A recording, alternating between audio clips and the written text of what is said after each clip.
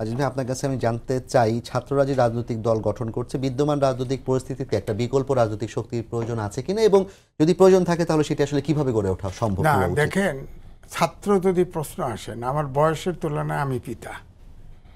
আমি মনে করি ছাত্ররা পড়াশোনা ফার্স্ট। ছাত্র প্রথম ফার্স্ট পড়াশোনা। যদি কেউ মাস্টার্স পড়ে থাকে, সে পিএইচডি করুক, সে রিসার্চ করুক প্রয়োজনে। রাজনীতি কিন্তু ভ্যাকুয়াম তৈরি। পশ্চিমা দেশে একটা সময় কিন্তু আমরা বলতাম যে আমাদের রাজনীতি নিয়ে তরুণদের কোনো আগ্রহ নাই।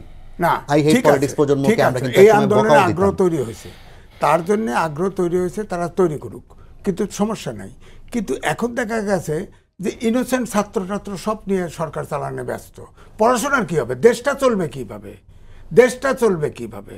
আমার বক্তব্য ওই জায়গা। আমি তো সিনিয়র সিটিজেন, আমি তো ভবিষ্যৎ দেশ দেখতে চাই। আমরা মরে যাব, কিন্তু আমাদের দেশটা চলবে কিভাবে? ধরেন 6 বছরে যদি জেনারেশন গ্যাপ হয়ে যায়, দেশটা চলবে কিভাবে বলেন? দেখেন আমাদের বাংলাদেশের কিন্তু রোবট কিন্তু অলরেডি গার্মেন্টসে শুরু হয়ে গেছে। বিশ্বের কাছে আমি উদাহরণ দিতে পারি, কয়েক দেশে গেছি, যে সব দেশে কিন্তু আপনার এই যে ধরেন এই যে আমাদের দেশের লোকজন সব তো ম্যাক্সিমাম তো আপনার মানে এই অর্ডিনারি কাজ করে, এগুলো কোনো কাজে নেয় না। খামাখা হাতে পায়ে ধরে ধরে সরকার বিদেশে পাঠায় দেয়। এগুলোর কোনো দরকার নেই। আগামী 10 বছর পর একজনও নেবে না।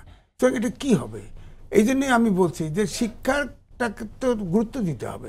তো এখন ছাত্ররা যদি এইভাবে মাথার ভিতরে ওইভাবে ঢুকে যায় যে না, এখন সরকার চালাবে ছাত্ররা, তো জেনারেশন দেশটা চলবে কার উপরে করে? শিক্ষা তো একটা বড় ব্যাপার।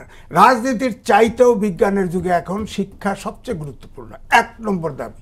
আমি ব্যক্তিগতভাবে সায়েন্সের খুব কম লোক পলিটিক্স করে, হ্যাঁ, আমার ব্যক্তিগত ওপিনিয়ন হচ্ছে এখন রাজনীতির চাইতেও বিজ্ঞান অনেক বেশি গুরুত্বপূর্ণ। রাজনীতি একটু দুর্বল হলেও চলবে, কিন্তু শিক্ষাকে অ্যাভয়েড করে দেশ আগায় নেওয়া আর সম্ভব না। কিন্তু রাজনীতিবিদরা যদি সঠিকভাবে দেশ পরিচালনা না করে, সেই ক্ষেত্রে আসলে পড়ালেখা করেই বা কি না, সমস্যা ওই জায়গায় হয়েছে। সমস্যা হয়েছে যে একটা ছাত্র জনতার বিপ্লবে 2000 লোক জীবন দিল, এই সরকারের 6 মাস পার দিল, হ্যাঁ, একটা সেক্টর শৃঙ্খলা আনতে পারছে?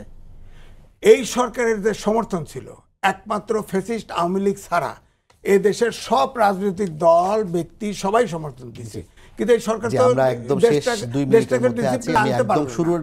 আজকেও শেষ করি আরেকটা শেষ করি।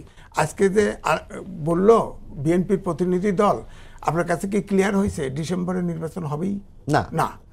অর্থাৎ এই যে ধোঁয়াশা রাখা, তার মানেই তো ওই যে 111 ফখরুল ইসলাম আলমগীর 6 মাস আগে বলছিল যে গণতন্ত্র চাই, সন্ধ্যার বক্তব্য ছিল যদি সব রাজনৈতিক দল একমত হয়, সবাই চায়, তাহলে নির্বাচন ডিসেম্বরের মধ্যেই হবে। হ্যাঁ।